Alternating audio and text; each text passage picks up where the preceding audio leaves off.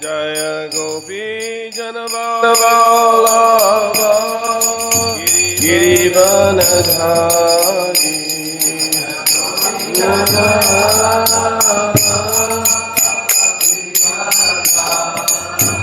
Yasodanandana Vrajajana Ranjana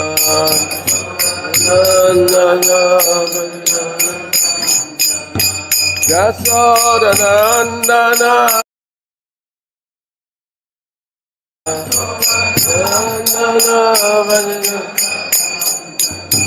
Yamuna Tira Vanachari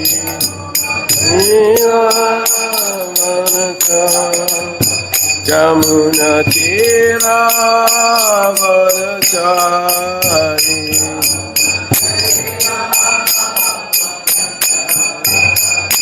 Jaya Radha Madhava Kunja Bihari Radha Madhava Kunja Bihari Gopi Jana Vallabha Girivanadhari Gopi Jana Vallabha Girivanadhari Dasanandana Vrajajana Ranjana Nandana Vrajajana Ranjana Jamuna Tira Vanachari Tira Vanachari Jaya Radha Madhava Kunja Bihari Rama Rama Kunja Bihari Jaya Radha Madhava Kunja Bihari Radha Kunja Bihari Jai Niti Leader Vishnu Vishnupad Paramahansa Parivajikacharya Stota Sadashi Srimad His Divine Grace A.C. Bhaktivedanta Swami Srila Prabhupada Ki Jai Niti Leader Vishnu Vishnupad Paramahansa Parivajikacharya Stota Sadashi Srimad His Divine Grace Srila Bhakti Siddhanta Saraswati Thakur Prabhupada Ki Ananta Koti Vaishnavini Ki ISKCON Founder Acharya Srila Prabhupada Ki Namacharya Srila Haridas Thakur Ki Prem Seko Sri Krishna Chaitanya Prabhu Nityananda Sri Advaita Sri Gadadhar Shivasadi Gaur Bhaktivinoda Ki Shri Shri Radha Krishna Go Gopinath Sham Kunda Radha Kunda Giri Govardhana Ki Shri Vrindavan Gaba Ki Shri Mayapur Navadvitam Ki Shri Jagannath Puri Dhama Ki Shri Gangamai Jamunamai Ki Bhakti Devi Tosi Devi Ki Shri Harinam Sankirtan Ki Brihad Madanga Transcendental Book Diffusion Ki Jai Prasadam Sankirtan Ki Jai Samaveda Bhaktivinda Ki Jai Gaur Premanandi All glories to the assembled devotees. All glories to the assembled devotees. All glories to the assembled devotees. All glories to Shri Shri Guru and Shri Gauranga. Srila Prabhupada Ki.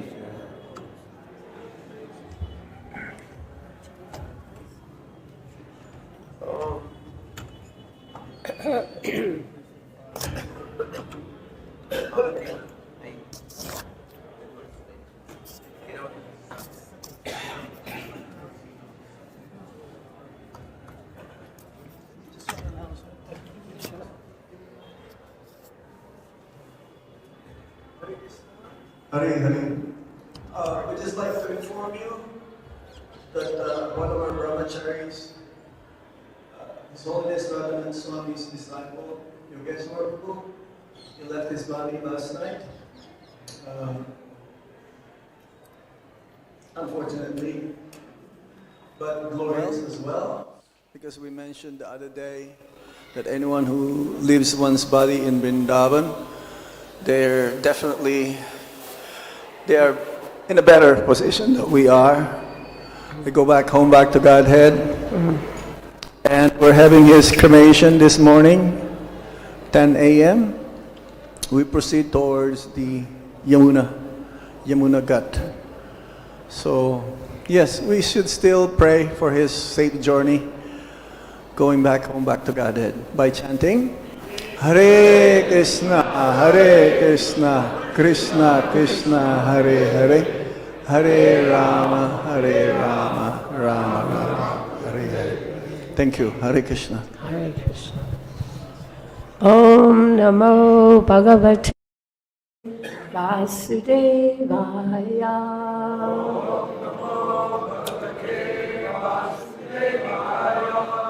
Om Namo Bhagavate Vasudevaya.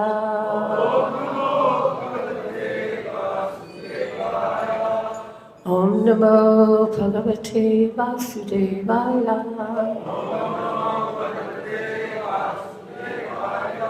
So please excuse my voice, I'm a little sick, but I had to take advantage of this offer, probably the first and last time in my life that I'll have this incredible opportunity to speak Srimad Bhagavatam in Vrindavan Dham. So sorry about that, I've been a bit sick. So today we are reading from Srimad Bhagavatam, Canto 10, Chapter 77, beginning with text 3. And because there are no purports until text 9, we will just read all of those verses due to Dharmatma's instructions. Okay, text number 3. Chatur bish chaturo vahan. Sutam ekena chahan at sutam dvabyam dhanushcha ketuncha sarvena yena vaishiraha Chatur bish chaturo vahan Sutam ekena chahanat Dvabyam dhanushcha ketuncha Sarvain anyena vaishiraha. Please chant. Chaturbis chaturovahan, Sutam ekena chahanat, Yam dhanushchiketumcha, Salinanyena vaishiraha. Chaturbis chaturovahan, Sutam ekena chahanat,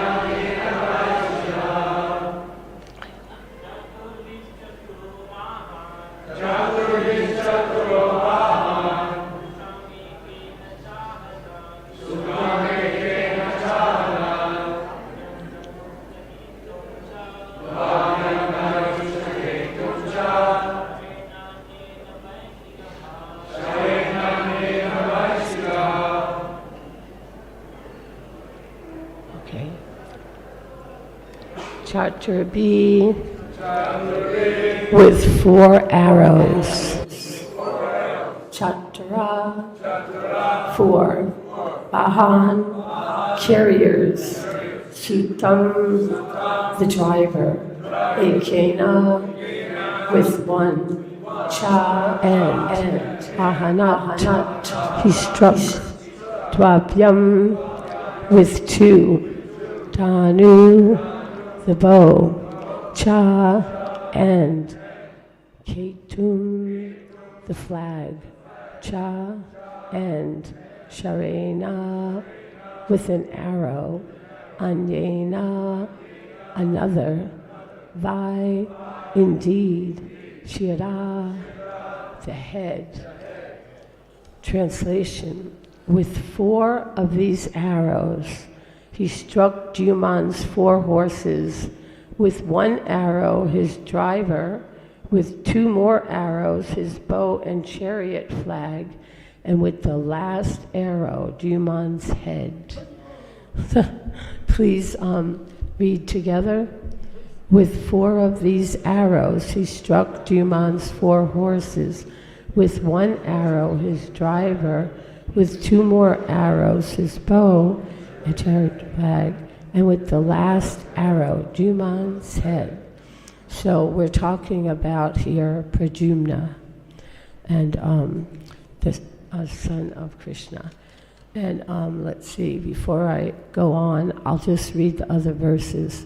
And well, we'll do that. I'll just read the English. Gada, Satyaki, Samba, and others began killing Shalva's army, and thus all the soldiers inside the airship began falling into the ocean, their necks severed. As the Yadus and Shalva's followers thus went on attacking one another, the tumultuous, fearsome battle continued for 27 days and nights. Invited by Yudhisthira, the son of Dharma, Lord Krishna had gone to Indraprastha.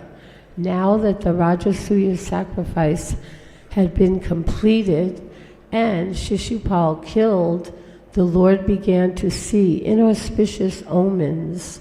So he took leave of the Kuru elders and the great sages, and also Aprita and her sons, and returned to Dwarka. The Lord said to himself, because I have come here with my respected elder brother, kings partial to Shishupal may well be attacking my capital city. Shukadeva Goswami continued, after he arrived at Dwarka and saw how his people were threatened with destruction, and also saw Shalva and his Shobha airship, Lord Keshava arranged for the city's defense and then addressed Daruka as follows. Purport by the followers of A.C. Bhaktivedanta Swami, Srila Prabhupada. Lord Krishna placed Sri Balaram in a strategic position to guard the city, and he also appointed a special guard for Sri Rukmini and the other queens inside the palaces. According to Srila Vishwanath Chakravarti, by a secret route, special soldiers conveyed the queens to safety inside Dwarka. Om Jnana Timirandasya Dhananjana Shalakaya Chakshur Unmilitam Jnana Tasmai Shri Gurave Namaha. I was born in the darkness of ignorance, and my spiritual master opened my eyes with torchlight of knowledge. I offer my respectful obeisances unto him. Now some devotees say, why are we hearing these gruesome details of a battle? Because we're in Vrindavan Dham, and we want to hear about Radha and Krishna and the relishable pastimes of the Lord in Vrindavan. But Srila Prabhupada states in the second canto that for a neophyte devotee, it's just as relishable like to hear about the creation as it is for a Paramahansa to hear about the rasa dance. And so all of the different topics, there are so many topics in the Srimad Bhagavatam, and there's politics and sociology, and there is economics and many different topics. But the thing is, Lord Krishna is the center. Everything is connected to him. So therefore, it's all transcendental. And now this battle in the previous chapter, it said it was a hair-raising battle. So very, very gruesome. And how, Shalva, because he has this loyalty to his friend Shishupal, he wanted to avenge his death, and he is fighting because of that. Although a real Kshatriya, Krishna says he fights for religious principles, and it's really, if we really think of it, like how the Kshatriyas, the mentality of a Kshatriya, and how very heroic and brave they are. And in the 18th chapter of Bhagavad Gita, 43rd verse, it's stated, Charyam tejo dvitiyar daksham yudhe chapya palayanam danam ishvara bhavascha shatram karma svabhavajam. Heroism, power, determination, resourcefulness, courage in battle, generosity, and leadership are the natural qualities of work for the Kshatriyas. And so, like Krishna's telling Arjuna, when he's thinking, I don't want to do this, I don't want to fight, what's the point, killing my relatives, and for what? Just so that we can gain a kingdom, and then we won't even be able to share the fruits of our labor with our relatives because they'll be dead. And he's like, I really don't want to. And Krishna chastised him, told him, you're speaking just like a fool. This is the words of a fool, because you are a Kshatriya, and there's no better engagement than fighting. So for a Kshatriya, they seize an opportunity to engage in battle. I think most of us cannot relate to that. It seems like we would like to avoid at all costs. Like in the 1960s, the Vietnam War was going on, and most of our youth in America, they try to avoid going to war, and then even now there's always wars, and it takes a certain mentality that, yes, I want to go, especially Kshatriya, from early childhood. They're trained, they're being trained in the martial arts, and like you see how they boast, like Shalva's boasting too. He was like, how, pretty soon I'm sending you to the house of death, and so there's this kind of great confidence, and it's very much like extreme sports, like people engage in climbing Mount Everest, and like when there's a good chance I'm not going to make it out alive, and many such extreme sports like that, where you're risking your very life, but it's a kind of thrill, and also that proving to yourself that you could do something great, and so it increases your self-esteem and everything. But the Kshatriyas, they have this natural tendency, and so they want to engage in battle. And then they, like in the previous chapter, it's explained that, the soldiers of the Yadu dynasty, they would being greatly harassed, and but yet they didn't give up. The natural tendency would be to run away, but they didn't run away. They were being tormented, it said, but so much determination. Now, I was thinking how, like they're thinking, this is great, because if I'm killed, I'm going to achieve the heavenly planets. But what kind of detachment they have, because, you know, they're like some of us, many of us are older now, in our 70s, and we know that death can come at any time. And, you know, we are embracing it in a way. But then to think how they're leaving behind their wife and their children, like that's something one thinks about, how I don't mind, but they will mind maybe.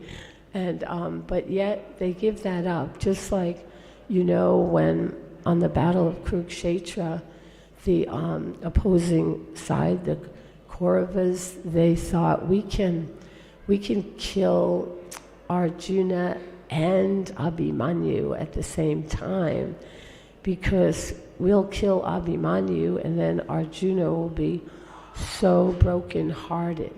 Like the demons in Vrindavan, they thought, we'll just kill the children and then the parents will die of grief, you know? And so they arranged this, that they created this phalanx. First of all, at the battle, they took Arjuna far south. You know, they planned, they kept fighting and moving further south. So it was like, you know, well over an hour away from the main battle. And then they had this vyuha, you know, certain formation, and only Abhimanyu, Yudhisthira said, you know how to break this formation, right? None of us do. And he said, yeah, but I heard my father, Arjuna, I heard him speak to my mother about it, but I didn't hear how to get out of it. So Yudhisthira said, don't worry, all of us, three Pandavas, we're right behind you, or rather 4 of the Pandavas, because Arjuna was gone, we're right behind you. As soon as you break the formation, we will go in right behind you, so don't worry about getting out.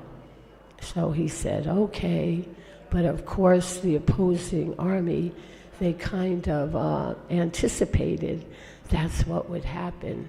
So as soon as Abhimanyu entered, they closed the formation right away, really fast, you know, just by keeping at bay the Pandavas, the 4 Pandavas. So sure enough, we know it was quite a very, like Abhimanyu was so good. Like imagine Arjuna, his dad went away when he was probably 3 years old, because that's when they went into exile. So Lord Balaram trained him in martial arts in Dwarka, and so he didn't get to be with Arjuna until now that he's 16 years old, and he gets to take part in the Battle of Kurukshetra. But he was so incredibly dexterous and such a great fighter that they couldn't defeat him. The Maharatis, you know, those who had the strength of like 1,000 elephants or something like that, and no one could defeat him. And of course, everybody praises, just like now Pradyumna, both sides will praise, like, wow, how incredible their art is. I guess in sports they do that too, although there's a lot more envy, like in football or something.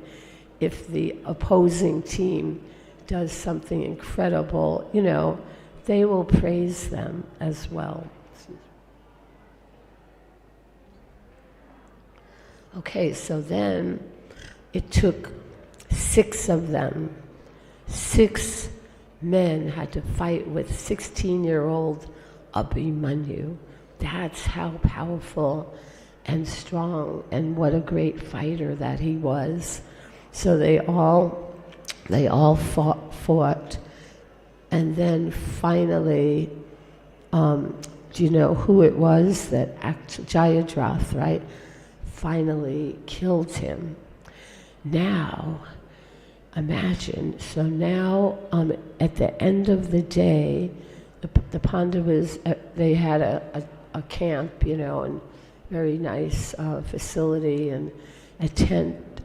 So now they're in their tent, and there's a chair for each of the 5 Pandavas and for Abhimanyu. And now Arjuna starts coming back, because it's the end of the day's battle.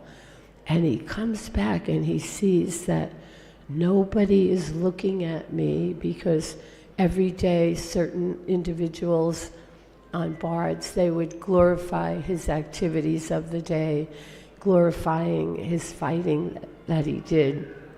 But now nobody would even look at him. So he knew something's up, why they're just ignoring me like this. And then he goes into the tent and he sees, imagine how Yudhisthira feels, such a righteous person. And he says, "Where's my son?" Because he sees the empty seat there. "Where's my son? And how could you?" And they tell him, and he said, "How could you do that? How could you allow him to enter that phalanx?" And Yudhisthira tells how our intention was to go in behind him, of course, but Arjuna was devastated. But the point of the story is that Krishna preached to him, and Arjuna, that's when he vowed that tomorrow I will kill Jayadratha or I will enter fire. I'll kill myself if I don't kill him. And so then Krishna preaches to him. He said, first of all, you need to get rest so that you can fight tomorrow. You can't just stay up grieving, You need to rest. And then Krishna tells him how you should rejoice, because right now Abhimanyu is being greeted in heaven. They are welcoming him and they are serving him, and it's like festival. So it's a glorious thing. And this is like really how Kshatriyas think, right? Happy are the opportunities, they call it, for fighting, because either I'll gain victory or I'll attain heaven. So they really have no fear because of that. And I think really the only fear is that I'm going to leave behind my relatives and friends, and they might be a little bit sad, but for themselves, they're actually very happy that they could die in the battle and achieve the heavenly planets. But so sure enough, Arjuna, when the enemy, because they always have spies, when the Kauravas heard about his, what he had proclaimed, they were very careful to protect Jayadratha and to keep him way, way behind the whole army so that Arjuna couldn't reach him.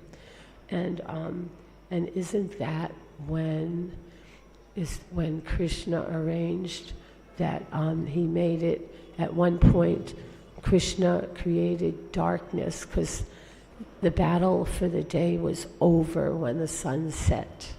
So Krishna obscured the sun, and they all thought that the battle was over for the day, and everybody started cheering, on the opposing side, Kaurava side. They were all like just so elated. And then Krishna removed the covering of the sun. So then Arjuna took advantage and he did kill Jayadratha. Now the thing is, we see that Kshatriyas, like we don't really have real Kshatriyas these days.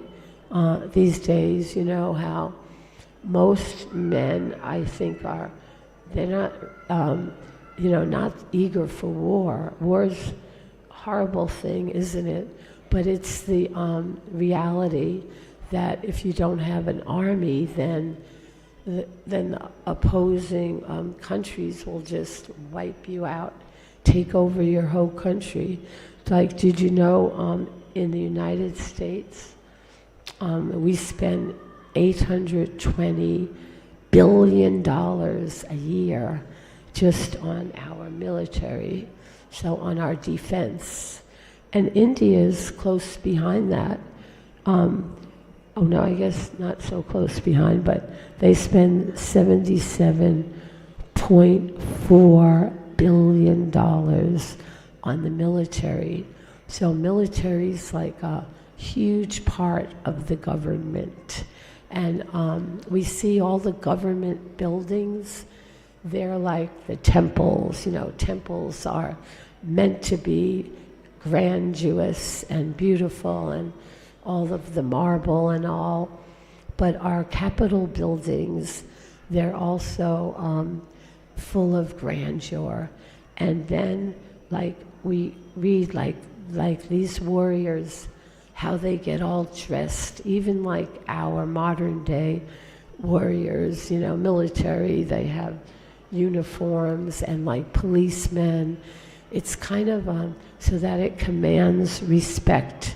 And like Maharaj Pariksit, it said he was gilded in gold, and so this kind of grandeur, it will kind of command respect, and how they all will dress like that.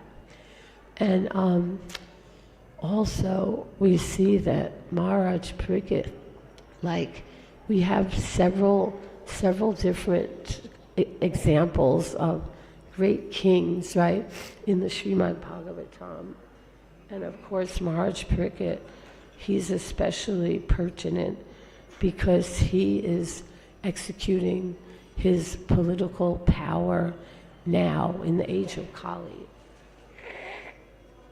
So it was how he received the age of Kali, because Kali personified, he was actually Kali, but he dressed up like a king, and he was beating the legs of a bull, and he had beaten 3 legs. They were broken. And those legs, represent, like there was one leg standing, he was hobbling on that leg. That leg represents truthfulness. So, in other words, in this age of Kali, there's only a little bit of truthfulness, but there's no compassion, mercy. Sorry. Thanks for your tolerance, and I know you have to listen extra hard because I don't have much of a voice, but really, that's because you're doing fine listening, because it takes extra concentration. Okay, thanks. So Maharaj Pariksit, he just got hint, like he heard that there's this personality, Kali, and he's beating the bull and Mother Earth, the cow, she's crying, and he's like, all right, an opportunity. And he goes out with his sword and chariots and army, and then he meets Kali, and Kali's so frightened of him that he comes and pays obeisances and surrenders, to show that he's not a real Kshatriya, because a real Kshatriya will never surrender. They will, again, rather die than surrender. So he knows he's a coward. He's not a real Kshatriya. And he said, like he gave up his false garb because the royal dress, he gave it up. And he said, okay. And he said, you can't stay here. You have to stay where there is, intoxication, prostitution, enmity, slaughtering of animals. And he said, but there is no place like that in your kingdom, so I have no place to stay. He said, you can stay where there's the hoarding of gold, because wherever there's gold hoarding, then there's falsity. Because you see, originally, the gold reserve, it was made so that people didn't have to carry around the weight of gold. And so they made paper money and coins. And then in the reserve, they put equal amount of gold. But now it's cheating because there's not equal amount of gold at all. So one can just print, and not only governments, but the Federal Reserve, they just print notes, and then they can lend those notes to the governments, and the governments are in debt. So it's great falsity, because the gold is being hoarded, and it's not at all equal. And now we don't even have paper money now. It's just credit cards and electronic, and which is nothing, not even paper. It's just, it's just ethereal. It's just numbers on a screen. There's nothing real behind it. Although the banks take all of our money, and they can make it real. And it's real for us because we give up, our wealth, our ability to purchase things. So this is where Parikshit told him, you can go. Now Parikshit Maharaj, he's the son of Abhimanyu, but he was in the womb when his dad Abhimanyu died. So now he came into power after all the Pandavas retired.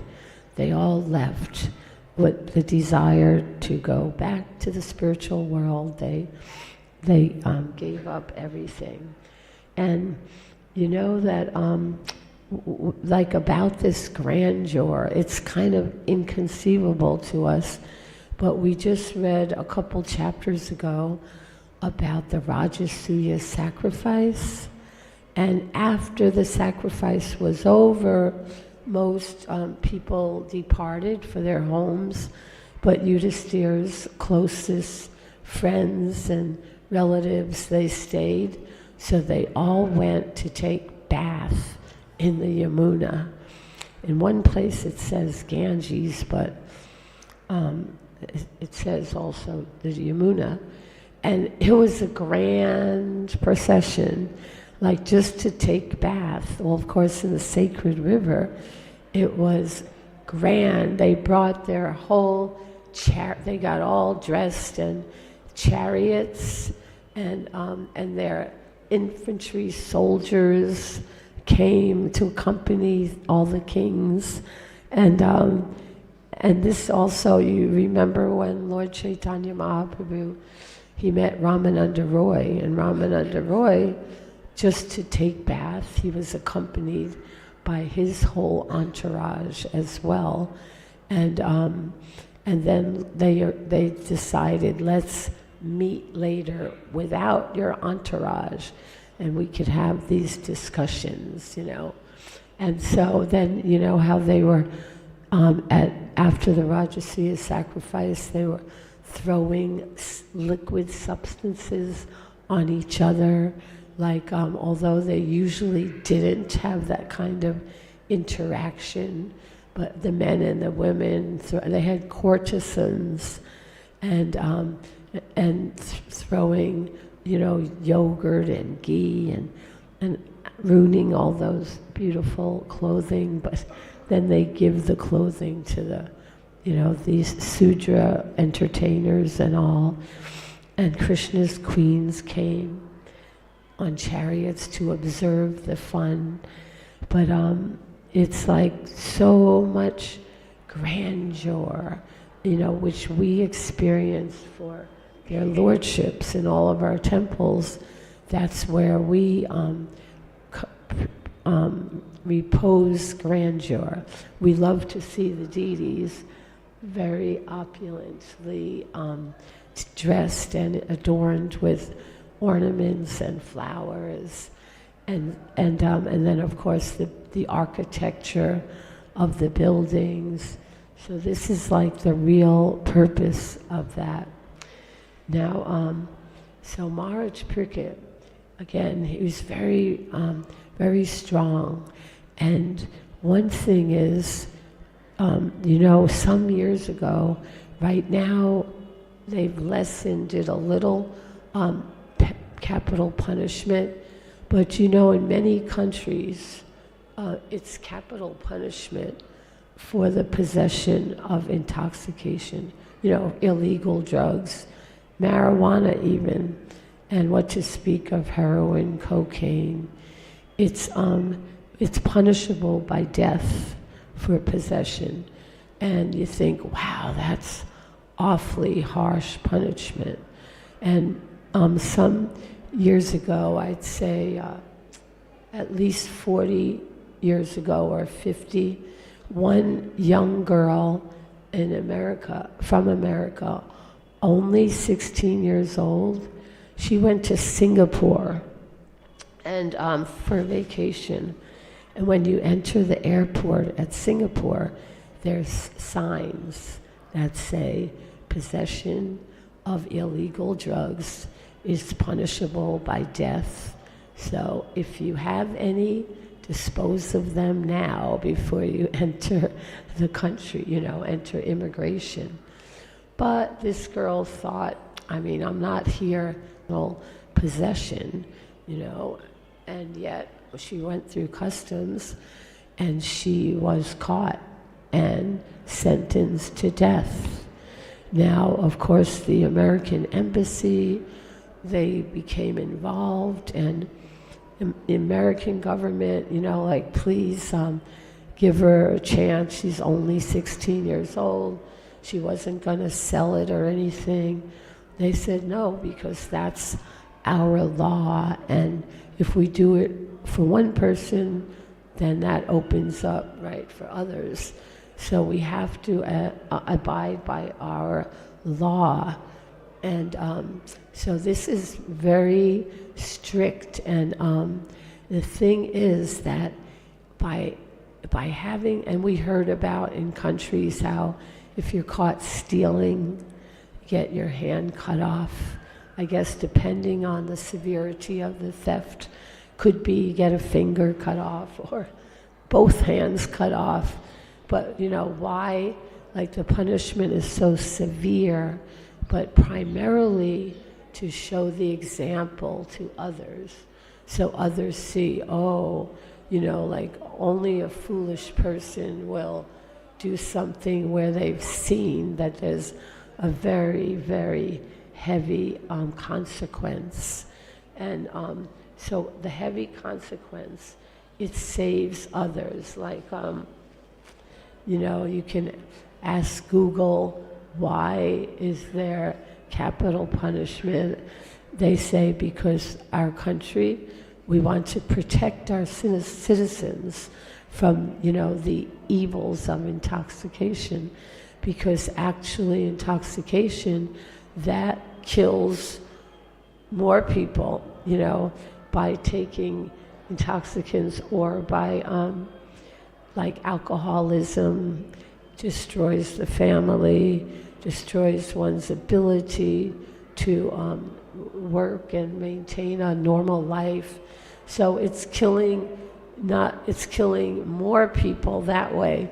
So if we just kill one person to show the example, this is what will happen, then of course any sensible person, they will realize that I can't do that. And so here Lord Krishna is about to become involved.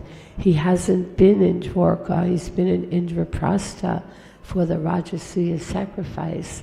And now he has a feeling because he sees omens, and the omens are indicating something inauspicious is happening, and there's some danger in Dwarka, so we have to go there, myself and Balaram, to go, because before it was the others and his other sons, and especially Pradyumna, who, we heard how he got struck down by Juman unconscious, and his chariot driver took him off of the battlefield, and we heard this yesterday, and he came to consciousness and chastised his chariot driver, like, how can you do that? Remove me from the battle, because no one ever in the Yadu dynasty has ever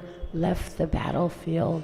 So you took me away, and now my father and my uncle Balaram and my father Krishna, what are they going to say to me? And all my sisters-in-law, they're going to laugh and say, oh, what kind of hero are you who left the battlefield? So anyway, his charioteer told him, I had to, you are unconscious, so it's my duty to protect you. So today we read how he went back on with redoubled enthusiasm and energy, and he took care of Juman.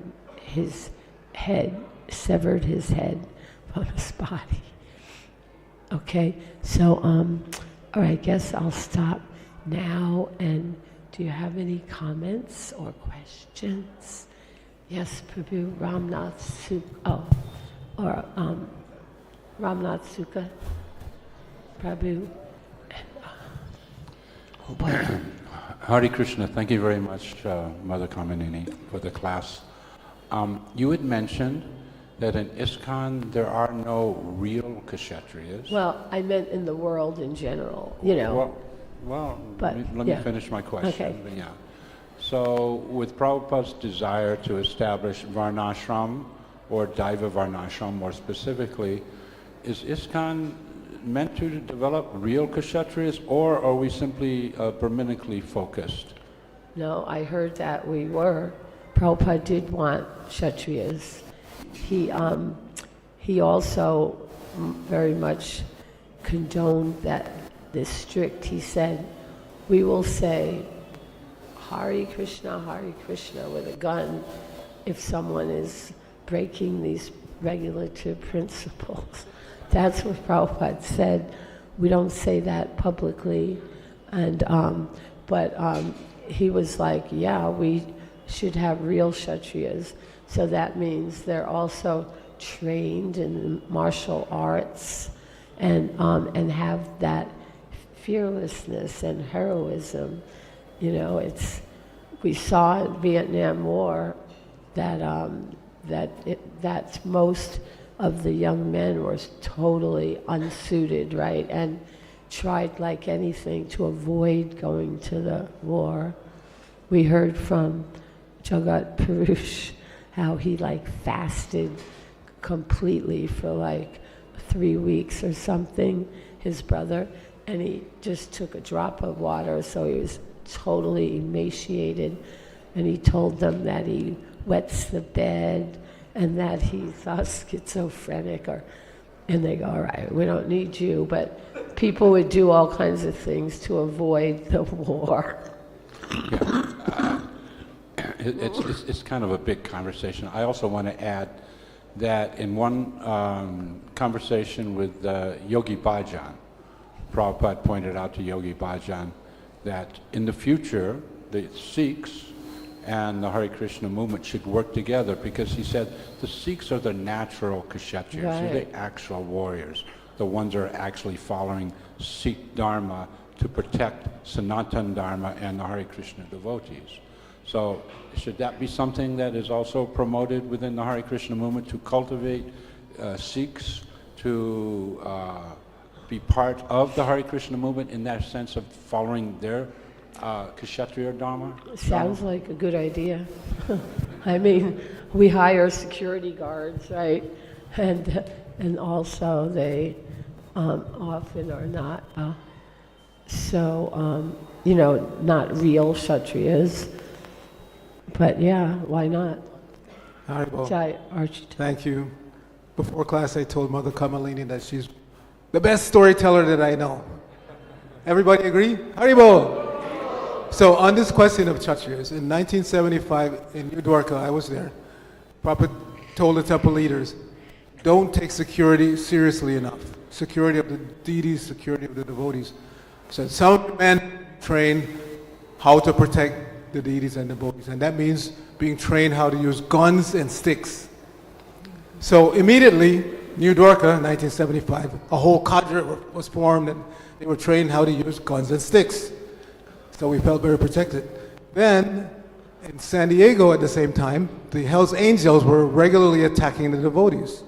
Literally, regularly, weekly occurrence. Every Friday they would get drunk, they would come to the temple in Pacific Beach and they would beat up the devotees.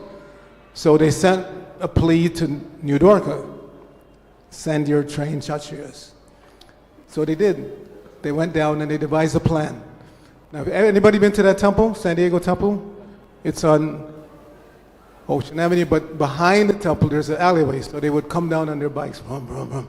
So the devotees from New York came down and they flooded the alleyway with oil. And then they were waiting with their guns and sticks. So the Hells Angels came down, vroom, vroom, and they were sliding all over the place. And then the devotees jumped on them and beat the hell out of them. Wow. So then the police came. And instead of arresting the devotees, they said, we did not know you guys had this in you. Right. They were happy. However, there's a caveat. Don't do this unnecessarily, because what happens is, it's Kali Yuga and people are cowardly, and we stand out. So as a result of that beating of the Hells Angels, one devotee was hospitalized for months, because they caught him by himself walking down the street, Hare Krishna, and they jumped him and beat him. So don't do it unnecessarily. If we have to do it to protect ourselves, fine, but we're too visible in society. Right. At another instance, devotees made friends with the Hells Angels, right? Wasn't that in San Francisco? And they made friends and gave them prasadam and all, so they would use them for protection if needed. So that's a better approach, but yes, Prabhu. Yeah, the Hells Angels in London didn't they help introduce the devotees to the Beatles? Oh, I think so. I think they were invited there. Anyway, so you spoke, thank you for a very interesting class. Thank you. You spoke about the nature of these kshatriyas. And, what Arjuna went through, losing his only son in the battle. And not only that, but later losing his other 5 sons, which Asvatthama beheaded while they were sleeping. Yeah. And then we hear about Maharaj Parikshit, who in, I guess, the prime of his life, or at least, he wasn't that old. He left he was the emperor of the entire world. And you can imagine all the citizens, how, dependent they felt on him, his family, all his opulence, everything. And he left everything to go to the Ganges to fast until death. Now, as a conditioned soul, the idea of this, coming a devotee, because Krishna says if he really favors someone, he takes everything away. So how can we develop within Kali Yuga with this incredible, speaking for myself, conditioned background, developed these really esteemed of qualities that we hear about in these great devotees. They're able to tolerate these, even with the personal association of Krishna. They had to undergo these things.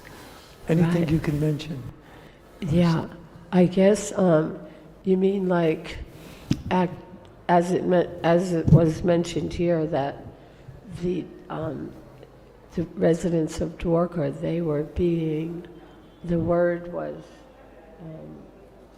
that, they were being harassed. It was a strong word, let's see. But yet they tolerated it. And I mean, just like now, though they were tormented, but so how do we tolerate? That's the main thing. I think that you're asking, like being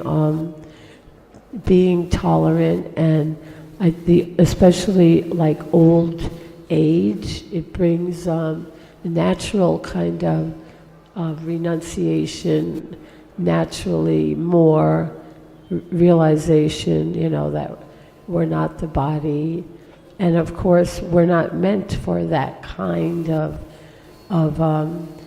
severe renunciation. That's not recommended by our Srila Prabhupada Acharya, that we have to do that, but we should always be increasing more, increasing our tolerance and increasing our ability to accept certain things in life that we don't like and accept them. I don't know, anybody else have any ideas on that? Yes. Well, on another, because we're talking about killing, so many people being killed. So what really causes death? From the Mahabharata, Udyoga Parva, chapter 37, it says, Vidura said, excess of pride, excess in speech, excess in eating, anger, the desire of enjoyment and quarreling, these, O king, are the 6 sharp swords that cut off the period of life allotted to creatures. It is these which kill men and not death. So that's interesting, because it's, you think, oh yeah, it's always something else. And then also you were mentioning about the different legs of the bull represent the different items. So Bhanu Swami mentioned in a class on Srimad Bhagavatam 1.17.24 class, that when it is mentioned that only the leg of truthfulness remains in Kali Yuga, Vishwanath Chakravarti Thakur stated that being left means not just truthfulness, but all 4, in other words, the 4 different items for each leg, are at 1/4 left in this Kali Yuga. Because in Bhagavatam, if I remember correctly, it's mostly mentioned that it's only thing that's left is a little truthfulness. Yeah. But actually, as that Bhanu Maharaj was stating, for Vishwanath Chakravarti Thakur was saying all 4 legs are at 1/4. So, okay. Jai, thank you. Hare Krishna, Mother. Hare Krishna. Thank you for a fine class. You mentioned that the propensity to be a Kshatriya, be aggressive, this is something that the devotees, although they may be tough guys, should not exhibit in the venue of devotees. And Srila Prabhupada was asked about this. So Srila Prabhupada, I'm a very tough person, I'm aggressive on Sankirtan, book distribution like this. And Prabhupada, but with the devotees, I maintain that same attitude. And Srila Prabhupada said, lamb at home, lion on the chase. You've heard this, yes? And also that propensity to be aggressive, and you said we shy away from war. Personally, I was a draft dodger, and I hid it. I do, because it wasn't a proud thing. You can't tell people you're a draft dodger, but now we can. And I went to your country, in Canada. I went to a small town in the Laurentian Mountains called Valmorin and Saint Agathe. And we have a preaching center there now, Valmorin, Saint Agathe, yeah? yes, I went. Full of big hills and big lakes, yeah. Yeah. So my key point, though, however, is that we were nice with the devotees, and we show that aggression outside, and particularly in book distribution, you know, that's sometimes where you have to, you know, be tough. Jai. Tough and gentle. Tough and gentle. Lemon home, Yeah. lion on the chase. Okay, all glory, one more question, or comment, here.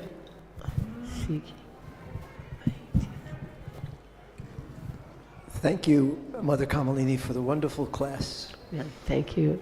And this conversation caused me to remember one time in Dallas, one of your godbrothers, I wish I could remember his name, described to me, he was in Harinam Sankirtan, my Guru Maharaj, Tamal Krishna Goswami, was there.